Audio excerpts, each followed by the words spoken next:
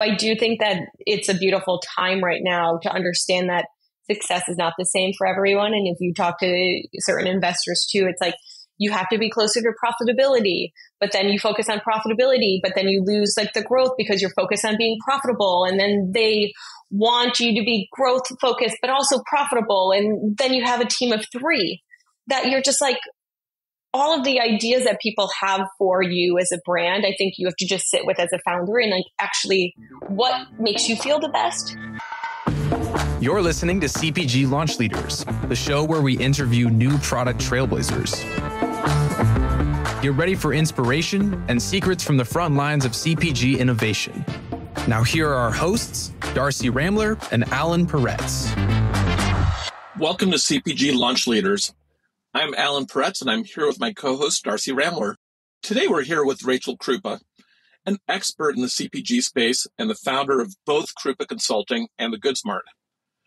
Rachel's unique perspective on brand development, product launch, and scaling is reshaping how emerging brands approach growth. Rachel, we're beyond excited to have you on to hear your stories of supporting brands as they navigate the complexities of launching and growing in this competitive retail landscape. Before we dive in, we like to start each episode with one particular question. Currently, what new product has caught your attention in the market? That's always hard. The one product that I am loving right now is Pocket Chocolates. They're black sesame enrobed almonds. It is amazing, and everyone that I rip open a bag and put it in their hand and they eat, they normally buy 2 or 3 bags and they come back. Rachel, as we mentioned in the intro, you're the founder of your own consulting company and the Goods Mart. Both have missions to champion better for you brands. Can you share a little bit about your history in the CPG space? Yeah, of course. It's been a fun one. So background, initially went to school and have started my career in PR. So I have 22 years of PR experience building brands such as, and we've been fortunate over the years at Krupa Consulting, to work with brands that have a purpose and passion to do more than exist, but to really help to elevate one's health, improve the food system, have consciousness about our Mother Earth.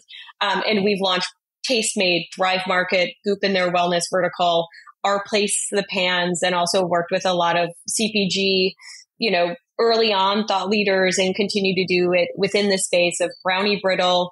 In 2012 was my first client and the first venture into CPG. And then that was like Barnana and talking about upcycled, bananas in 2014. And people were like, what does this mean? And so what we really do at Krupa Consulting is really help to figure out complex conversations or new innovations or new ingredients and help educate consumers and elevate them to grow to be household names.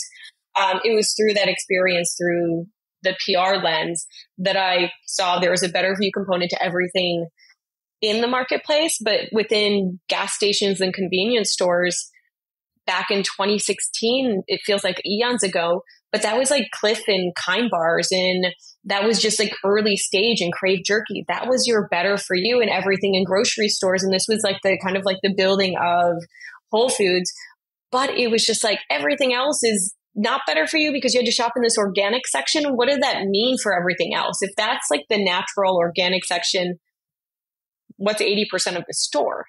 And so for me, it was really looking at finding a convenience store that you could shop your values, but also shop the young emerging brands that were coming up and filling Expo West and, really doing it right. So Rachel, tell us a bit more about the Goods Mart. Yeah, so the Goods Mart is a better for you socially conscious convenience store. Our goal is really to help emerging brands. We may be their first or one of their first 10 stores that they're going and dabbling into retail. And we really want to be a true partner with them and help elevate them. Our goal is really to evoke discovery by having a highly curated shop that you can find like the coolest things, but you're also going to discover things that you never knew existed. And then we really look at it as like we're a traditional retail model where we buy wholesale. There is no slotting fee. You don't pay us to be in our store because it is highly curated. And then on the other side of that, we have a really cool curation business and vertical that we're doing hotel mini bars and corporate pantries. And really for us is discovery and being a launch pad for these emerging brands. And the goal is really, you're going to be on our shelves. Maybe it's going to be a year, 2 years, 5 years, whatever that is. But then you're going to graduate and hopefully you're going to be in Whole Foods, in Sprouts, in Myers, Publix, everything along those lines. But like, we really want to be that place that you can ask those questions. Like a lot of founders are scared to ask traditional buyers because they don't sound like they know what they're doing, or, you know, those questions that ask us because everyone has them, and make it a safe space to help literally brands grow so that they're not making mistakes that could be detrimental to their growth later on. I imagine they get a lot of great data from that experience too. Yeah, we're working on that on our side too. Being a small company as well, it's just figuring out what do you share, what do you not share. But that's for us. It's like you come to our store, use it as like your home and your haven too, to collect whatever you need. And it is one of those things where you're going against the fake it till you make it philosophy of things, being able to provide to these brands. And I think what you said is, I've worked in the startup business my whole life, and it really is. There's an education that goes along to learning, and having a safe space to be able to learn can really allow a brand to thrive. I know you mentioned Expo West. I was actually just there, about a month ago now. Time flies. But it's interesting because one of the things we talked about working with brands is love a brand that's a good for you brand, better for you. But some of that is becoming a little bit of table stakes. And what I mean from that is, like you said, back in the day when it was starting, 80% was this other category. Now we talk about, if people want to say we're gluten-free, we're vegan friendly, we're, talking about sustainability. How do you now, in a market where obviously there's such a shift and that is becoming more of a requirement rather than a benefit, how do you sort through kind of finding the brands that you guys really still resonate with your mission? Yeah, it's asking the questions. It's, where do you source from? Where are your ingredients coming from? Tell us more about the formula and why you created it, because it's easier to launch a CPG brand in regards of just like having someone formulate for you as a co-man. It's just like, here's, and it's a pretty package. But for us, it's like, we want to know the foundational story. Why are you creating this? Like, where's your ingredients? Not just more of like, hey, my co-man is getting me the mixture of what it is, and I don't really know. And then also just, what are you doing and why are you doing this? I think is like a really great question to ask anyone, because it could be because this was an ingredient that I grew up with that I didn't see growing into this marketplace. I was more from like a celiac perspective, and I noticed like even with gluten-free items that I still had a reaction to it, or here's this or here's that. And I think asking supply chain is incredible. I think that understanding why someone's doing it more than just, it's a category that's ripe for disruption and I feel like I can sell it in 2 to 3 years. You're like, okay, great for you.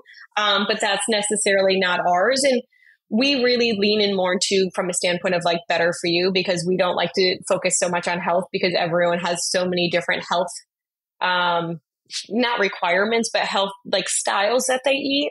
And we want to make sure that we're, adopting to the person that is eating a regular bag of Lay's potato chips, but you can come into our store and find something that you can just be like, this is really tasty and great and just better for you ingredients, in regards of just less processed, in regards of like the unnecessary red dyes, blue dyes, artificial colors. But then you also have people that are green juice lovers that are like, hey, I don't do any refined sugar. I don't do this or that. Like, you're going to find something within our store that you're going to meet everyone on that better for you journey. Absolutely. There's so much to a story and a founder's mission that really becomes the heartbeat of a company. We've had the pleasure of having many founders on our podcast, but one that always resonates with me is Gail from Cauliflower, and really how she started. I mean, she came from big business, but then had a mission within her household of someone of, hey, I need more gluten-free celiac options. I'm spending all this time cooking in a kitchen, looking at recipes. There has to be an easier way to solve this, and near and dear to the heart, and that drove her mission to build quite a phenomenal company. So I love that you're, like you said, if you're able to really speak to the root, to the recipe, to the why behind everything, that mission comes to life. So from your experience, obviously, I would love to hear a little bit more on what are the most common challenges brands face when you are launching a new product. Yeah, I mean, I think there's similarities, but there's also just so many like complex like reasons why or questions people have. I think a lot of it's figuring out, you have your wholesale cost or the cost it may cost for you to make it, but what is that markup? What should that be? I think pricing is always a challenging question. I think a lot of them have a hard time talking about their story and their reason why. And we always like to look at founders and really leaning into them for like, hey, I noticed I talked to you. We ask questions of like onboarding of like, tell us about your foundational story. Who are the founders? But yet when you go on your website, there's nothing. And that's like really what will pull on someone's heartstrings if someone wants to dive in a little bit more on you. I think that it is getting actual real feedback on taste. And that's something that we love to do. And there's a few brands that now are in our store, but we tried it 4 or 5 times. Because we're like, you have too much monk fruit. You have too much stevia here. Like, can you trim it back a little bit? Like if you added more salt, it will do so much better. By giving them sometimes the feedback that I think most people are just scared to give. But really working on that formula. And I think a lot of them are sometimes even fundraising right now. There's a lot of questions around fundraising. And what we like to do is even connecting founders with each other so that they can ask like those questions of, hey, I did this, or I did this. What's the best way? Or I spoke to this investor. Did you have this type of thing? Or where were you in this level? And I think that there's a lot of similarities with pricing, investment, co-manufacturing, I think is also hard because a lot of the brands that come into our store are made in a commissary kitchen first before then they're at a co-man level. And it's like, who's the right person? What do you do? What volume? Here's this, here's that, are like the questions that they ask. Well, there's such a beauty to being able to launch on a small scale, right? What you're providing is really that qualitative and quantitative feedback to say, okay, we have something great here. It just needs to be refined and optimized a little bit. And that can be sometimes from a messaging standpoint, it can be from a taste standpoint, but being able to not have to try to do that during a national launch or big stakes are on the table, when you are against the clock and there's a bit of desperation behind that, it's hard to make logical decisions, when you've put all your eggs in one basket. So to provide really this platform for brands to have that opportunity to refine that before going national, it's quite a gift. That's like the beautiness of it. We were one of the first like retailers, back in the day to have Olipop and Sanzo and a lot of like those brands that are now, the same brands like in the category that are doing incredible things. But it's even like, how do you talk about it? What is this message? What is this flavor? And like, again, it's a sense of discovery. And some of those brands were defining a category. The category didn't even exist. You talk about the Olipops, you talk about certain categories. It's about completely starting a brand new category that now they're a disruptor and competition is just trying to trail. Well, look at how much the innovation, even within confection. Like I love like right now, like gummies, like there's so many like new age gummies that are coming out, real sugar, less sugar, monk fruit, stevia, flavored with, real fruit. But remember the old school ones? I'm blanking on the brand that it was like almost like wax. It tasted like wax, but now it's like, this is better than a traditional Jelly Belly bean or a regular gummy bear. Like the explosion of fruit is so much better, but it took 6 years of innovation and just like continuing to refine that process. And now I think, Smart Sweets did it well from like a low sugar, but now from Smart Sweets of what it was initially when it launched with like the amount of fiber and like the stevia aftertaste or monk fruit aftertaste to now you can't even taste some of it. So, Rachel, you mentioned the importance of online, of creating that connection to the founder story and the purpose of the brand. Tell us about packaging in store. Like, how does that come to life in store? How should it come to life in store? Yeah, packaging is really what jumps a product off the shelf for customers. But I will also say it's not the first thing that we look at from our retail side because we know it's going to change. But we like to be able to give feedback so that when they do make that update and that change, because you're like, you're going to come into the first round of the store. Like, you're going to update it. So like, I actually had a call with a new beverage that is launching. And they're like, I was told I should be more, aligned with like mainstream. That it's like a brand launches and they say it's cool. It's like matte white. It's like black and it's like has nothing to do with like the flavor. That brand at some point in Whole Foods is going to have a grape on it or a cherry on it because like that's what it's going to be because that's what you need in order to get that mass appeal. But in order to get it off the shelves and build a brand, to me, sometimes it's just like be a little bit more experiential with like your packaging and brand because that's what's going to make the early adopters want to buy you. And then you're going to change that. And so I do think like you can be a little bit more forward with your packaging at this early stage to build your name brand amongst the early adopters that are going to stick with you and be with this journey along with you. But I also think that there's sometimes within our store, there are only 500 square feet. So our team members in the store are kind of like that guides that ask questions of what are you looking for? Sweet, savory? Do you like monk fruit? Do you like, regular sugar? Do you want, X, Y, and Z, gluten-free, plant-based? And helps to guide people into different products.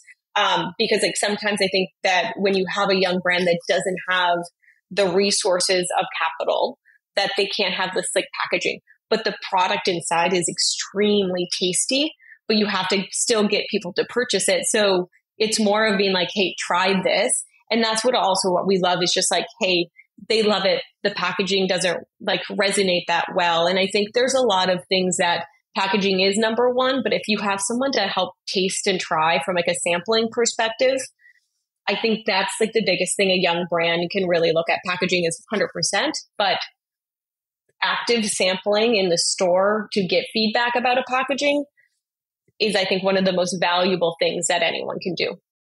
Your philosophy around, I want to dive into owning your region is something that is unique and, something you recommend before going too fast for growth. Can you elaborate a little bit more on this strategy, its benefits to the emerging brands that you work with?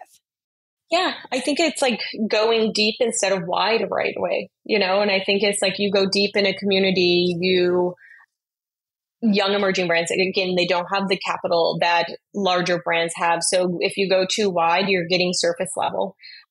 So I think going local, building a community, building like your army of loyal consumers and customers that are going to stick by you. They're going to tell their friends to purchase you. Then you're able to see that market fit. You're going to be able to see what are the things that you need to do to change in order to get a mass appeal. Because like, again, your first packaging is not going to be right. The taste is not going to be what it's going to be like come 5 years. But if you have, again, that loyal customer base before you go too wide, if you do have a hiccup or mistake, then you can easily fix it without making it be a catastrophic, error to your business or being like a $1 million, $2 million mistake, but a smaller mistake to like update within your next run. And I do think that you can figure out market fit within your local community and then expand from that because your loyal followers are going to give you feedback because then they're invested in your growth.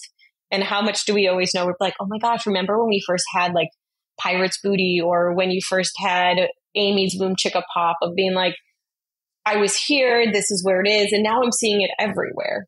And you remember those moments, but then you're invested of like, I remember it when it was this packaging, or I remember when it was here.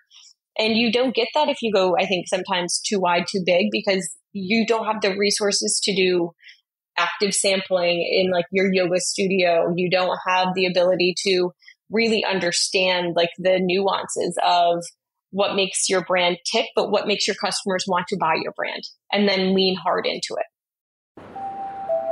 Hi, Jesse. What brings you to the airport? Mike, I'm off to the headquarters to share an update on the big launch. Oh, I've heard it's selling really well. Care to share your secret? Well, just between us, it's all thanks to Bold Labs. Their exclusive digital test market research allows you to optimize your product, marketing, and pricing before the big launch. That sounds fantastic. How can I learn more? Just visit www.boldlabs.com. It's all right there. This is the final call for Flight 723 to Chicago. Looks like we'd better go. Thanks for the tip, Jesse. See you soon, Mike. And remember, Bold Labs is ready to help your product soar. Rachel, when a brand is moving and expanding beyond the Goods Mart and going to a Whole Foods or to other retailers, what are the key lessons that they really need to know when they make that jump? I mean, I think you just need some capital because it's going to cost you money. I think that, again, the more sampling that you can do, the better. Because when you go to a larger store, you're in the mix with a lot of brands. What makes your product stand out more than packaging? Because I think when you go into a larger retailer, just question for both of you, how do you shop? Do you go in, you go to A to B, or how much are you discovering in a larger grocery store? Most people are like, I need to get X, Y, and Z off my list. I want to be in and out as fast as possible. Your discovery is not where you're going to find new things. It's grocery shopping. And so I think that being on one of your aisles, pay that sampling. You have to sample. You have to get people to go in there. You have to really look at, like, how do you drive sales? There's a couple of really cool platforms now.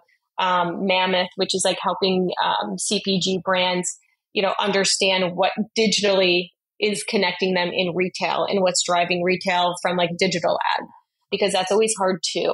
But I do think that it's like, you're going to need money, sample as much as possible, go in to the store and also understand that, like, touch and play and make it look beautiful, because you can, and do as much as you can with the retailer. Even at that scale, like, the more helpful you can be, the more successful you're going to be.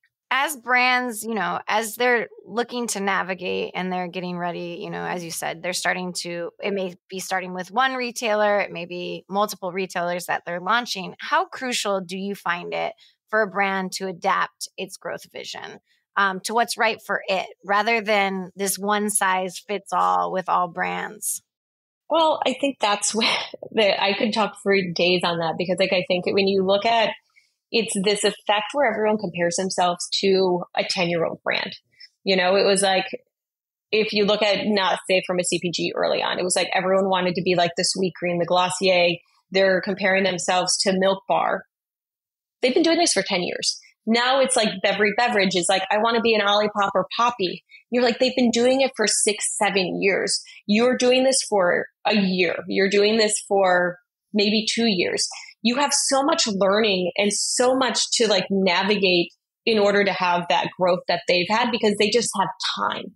They've had the ability to make mistakes. They've had the ability to talk to more people. Yes, it might be easier because they were the category leader and, like, the education side was much greater, but everyone should have their own strategy. But also the biggest thing is, like, what does success look like for you? This cookie cutter approach of, like, success is being in X amount of doors is great for some, but, like, having, like, a really great successful business in 1 or 2 regions, that might be great for others. And so I do think that it's a beautiful time right now to understand that success is not the same for everyone. And if you talk to certain investors too, it's like, you have to be closer to profitability, but then you focus on profitability, but then you lose, like, the growth because you're focused on being profitable. And then they want you to be growth focused, but also profitable. And then you have a team of 3 that you're just like, all of the ideas that people have for you as a brand, I think you have to just sit with as a founder and, like, actually, what makes you feel the best? When I opened the Goods, it was, how many stores are you going to have? And as a competitive person, you're like, how many do I need to have to be successful? Versus, like, I would be happy, and I'm happy with our 2 stores and, like, what we're building out on the hospitality side. But then the first 6 months, I had 2 leases signed. And I was just like, how do I do that? How do I grow this? I don't know what I'm doing because I'm an entrepreneur of having a retail business versus a service business, completely different. And I spent a lot of capital and a lot of time and energy doing something that didn't fulfill me. But I think that's like a lot of brands and founders now. It's like, take that time. And like, it's not about how much money you raise because it's so hard to raise money right now. Or what does it look like from like a growth perspective and what makes you happy and feel fulfilled, and not compare yourself to a 20 or a 10-year-old company. That's just crazy. You're not even walking yet. And you're like, want to be running and riding a bicycle and like flying in the air. Well, and I think to your point is, I'm assuming a lot of these brands don't even know how long a poppy has been around, because there is this optics that get presented in the marketplace is all of a sudden it's a trend. And we've turned our focus of, oh, have we heard about the poppies? Have we heard about the Olippops? Have we heard about Glossier? You don't know. It's been, they've been doing what you've been trying to do right now. You've been doing it for a year. They were doing it 9 years before they had that moment. So, the aha moments don't always come. It makes it look like it's overnight, but it's definitely, there's so much love and labor and testing and learning that all of those companies did. Sure, is there a handful of overnight successes? But again, those are the rarities. Those are not, your average brand that's entering the marketplace. 100%. And I think that's like the thing. Before Poppy, it was Mother's. And it was a regional brand in Texas, and people forget that. It was just like Poppy Dough was everywhere. It took time and capital. So you've talked a lot about product discovery at retail and how important that is, and it's something that you facilitate in your own stores. As we think about retail at scale, what's going to fill that discovery gap going forward?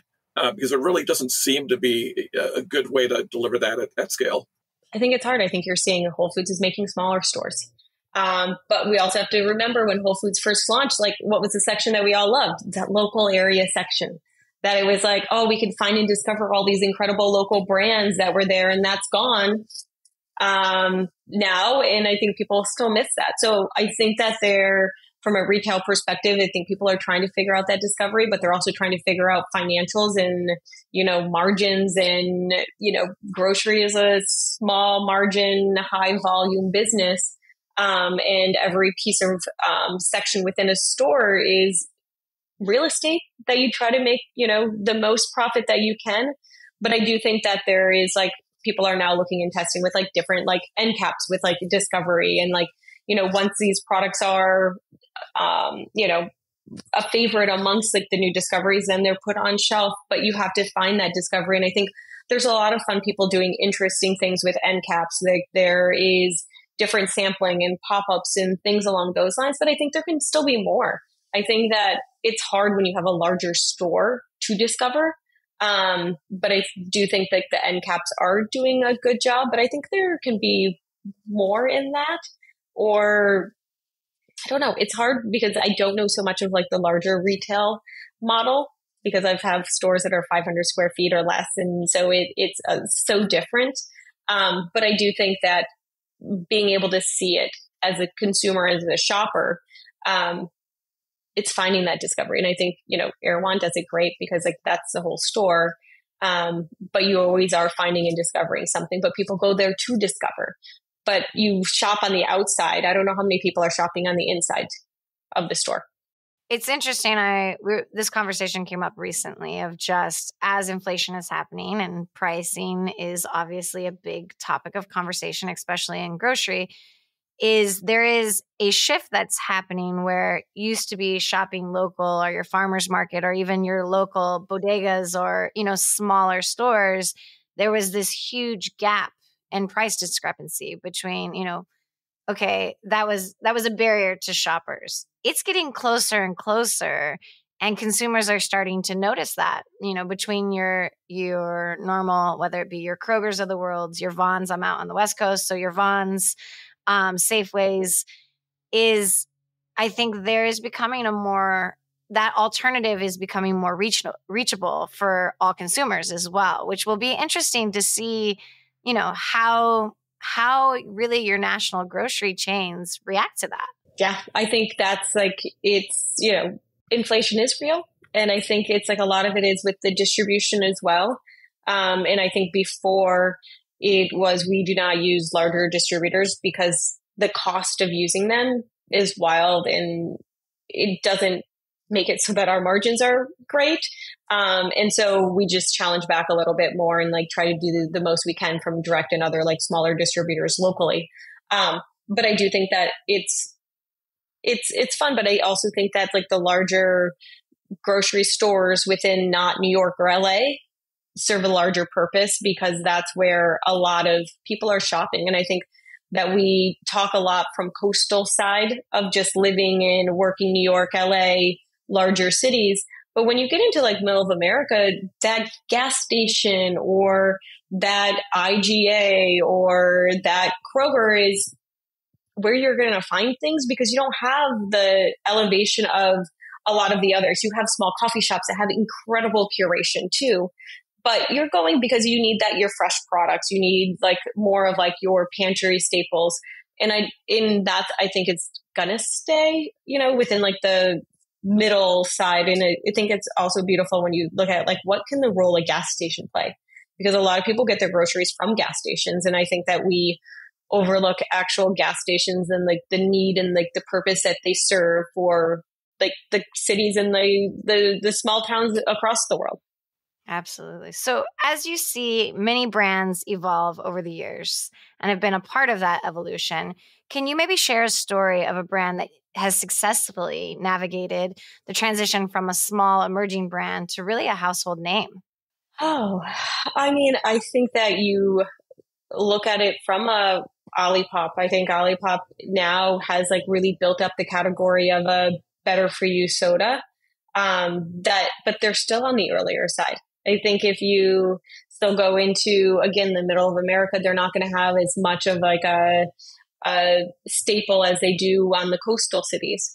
So I think it's hard. I think you look at a lot of mass brands and it's hard for me to say pinpoint one because you also have a lot of like the better for you categories that are coming out from like the General Mills of the world and the Kellogg's that are hitting more of the middle of America that the younger brands are not yet infiltrated.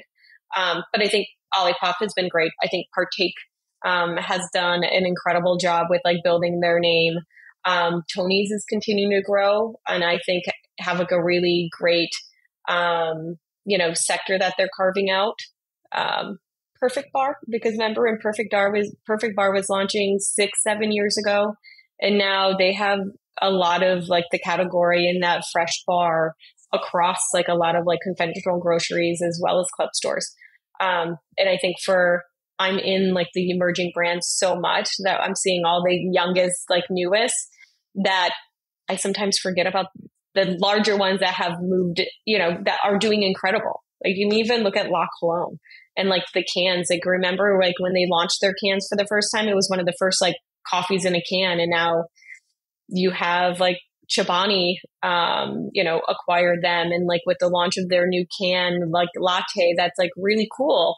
And so those are like the fun innovations that I think that you love to see, or Cliff Bar growing and being, another incredible brand that used to eat a Cliff Bar every day. And then it was like Kind Bar. Remember the old school Kind Bar, Cliff Bar competition, which is always fascinating, but you always have those throughout the years. As a mom of two, my kids are 12 and 9. So we do a lot of sports and a lot of snack bags on the weekends. And I always love, you talk about innovation and seeing what A, the kids gravitate towards, B, what parents, all parents are trying to navigate the better for you, healthy snack, but also something kids will eat and just doesn't go to waste. So I always it's interesting, there's a lot of plays on what we would have considered. I'm considering us, Rachel, probably around the same age, Lunchables, and the play of what's the better for you kind of put together snack. My daughter this weekend came home and I was like, this is amazing. And she was eating a Chomps stick. And I was like, that was like our Slim Jim back in the day, but they've done a recreation of a better for you. She was wild about it. And it's just interesting to see what also, as a mom, what my children are gravitating towards. What are the better for you options that that can deliver still in taste, because obviously taste is going to lead to adoption in that space of things. But I love to see what comes out of those bags and really see what's new and inventive. And, okay, now we have soda that has a, probiotic in it. And now we have this. And it's interesting to see what the children vote on. Oh, I love it. I have nieces and nephew, 16, 15, and 8. And we do taste test all the time. Like, which gummy do you like now? And can you tell me why? Or which chocolate bars, like gigantic bar because it's a little bit less sugar. My nieces are obsessed with it. They're like, it tastes like a chocolate bar, but it's not like super sweet because I don't want the super sweet side of it. And the gummies, it's just like, they're always like hands down. They're like, we want the real sugar. They can tell like the monk fruit or stevia and like the other side. And then have you tried local weather with your kids? It's like the new hydration sports drink. And that's what we also love is just like, how do you get the kids? Because they're going to give you real honest feedback. Like that's like we love testing with kids. My dad, who is from the Midwest, who was like the Dorito eater. And I'm like, do you like this? Does it taste too healthy? And if he's like, yeah, it's just too healthy for me. And you're like, okay, great. Like, but this one is this. And like, what is it? Good Sam chocolate covered peanuts. He's like, this is better than M&M now to him. Yeah, it is. Kids are your most honest consumer that you can pull without a doubt. They're not afraid there. So Rachel, we talked a bit about fundraising before, and obviously that's a big stressful process for companies of any kind. What advice do you have for founders on what the right timing is to go for funding for the first time? Again, everyone has their own journey. But I do think it's how far can you go without raising money? And especially looking at like, there's so many incredible platforms these days, whether it's like New Market, crowdfunding, because if you build something locally, people want to support you and help you grow. So it's like looking at those other avenues from like a fundraising perspective versus going traditional venture, because getting venture from an early stage is really hard. It's those angels. There's a lot of angel groups now that are coming up. So I think it's understand, what do you need capital for? How do you it's like those like chicken and the egg, try to be profitable, but also like look at capital as growth. And so find those ways that other alternatives, I think, because like capital of venture is hard these days unless you have a larger scale. So find like the people that really want to support you, but then will also add value. We're in the process of, doing a small fundraise right now. And I'm a different believer where I would rather take a lot of smaller checks from humans that can help and connect me with the people that I need help with. And that's great for me, where others are like, don't take small checks, take larger checks. But the impact of having, for me, it's like smaller checks also mean I have a lot of value and I have a lot of like an incredible army of influence that are going to help build something. And for me, building something and getting a community around something to build is very special. And it allows you to flex more muscles and be more creative. But again, everyone has their own fundraising journey, but like know why you need money. Know whomever is giving you money is going to give you their feedback and you really have to listen to it. So do you want to be, not all money is good money. So understand where that money is coming from and what does that mean and who's going to be on that cap table and someone you're going to have to talk to all the time because they have a piece of your business now. And so you have to make sure that you're doing right by them. Big checks can come with a lot of stipulations and a lot of rules and, caveats, as you said. So sometimes it is better to understand really who you're partnering with, right? It's a partnership at the end of the day. They're investing in you and you want to make sure they're a partner on the other side of the fence that you align with. So the concept of success varies widely among brands. How do you help brands define and achieve their own version of success? I think, as we talked about, everybody's focused on becoming sometimes that household name or chasing being the unicorn of the category. So how do you help them see what success looks like? Sometimes, what does it look like in a year from now versus 5 years from now? I like to take an individual approach to everyone because I love hearing what a brand story is. So when someone gets into the goods, we send them like a welcome pack of like, here's all the things and how we can helpful, and like would love to find time for, a 30-minute, 45-minute Zoom, because I actually want to understand a little bit more and how we can actually be helpful. And then from there, I think it's like helping to be like, okay, where do you want to go? How do you want to be? How can we be helpful to you? And then just more of like kindly like steering the wheel a little bit of like, this is great, but like that could be coming after, this should come after X, Y, and Z. These are like a couple building blocks that I think that, we can be helpful with before you get here. Or here's a strategy that we can pull these strings to get here to then get us to this point. So I think it is a lot of listening, but then also having a realistic outlook of like, if you want to get here within the next year, you're going to have to do X, Y, and Z. But if you do these steps, or we make these introductions, or you're in this place for a discovery of here's a tangential way to get there that might be a little bit more friendly on your wallet, or, more pleasurable for you. But also, why are you in this? And how do we be helpful for that growth? Or what introductions can we do? Again, like I love listening to people and listening to their stories and like how they want to grow, and then being helpful along that path, but also giving real feedback and real love sometimes of like, that's great, but it's going to take a little bit longer. Or here's like what we're hearing behind the scenes with other products and brands of like what their fundraising journey is looking like, or how long it took them to close a round, or they're still working on it and it's been 1.5 years or 2 years and they haven't closed. Or here's what they're saying about, being in a larger retailer. Do you want to talk to them and kind of get that experience? Or you were acquired, or you're taking this investor, get some real feedback first. Again, as you said, like investors are partners. How is that partnership with them? So I think a lot of for us is not pushing, but also listening and then helping guiding. When you're chasing a dream or a vision, it's always hard to be grounded in reality or the needs or the asks of how to get there. So to have someone, I think, an outside perspective to be able to guide within that is, there's no value that you can put on that for brands. Well, Rachel, I want to say thank you so much for taking the time to talk with us and share really about your path in innovation and growth. It's been a fascinating conversation about uncovering the keys to standing out, scaling smart, and defining success in your own terms. We really appreciate your time today, and thank you very much. Thank you so much. Thank you. Yeah, thank you, Rachel. You've been listening to CPG Launch Leaders, a show from Bold Strategies Incorporated. Don't miss the next thrilling launch story. Follow the podcast on your podcast player now. Please give us a rating, leave a comment, and share episodes with your friends. Until next time.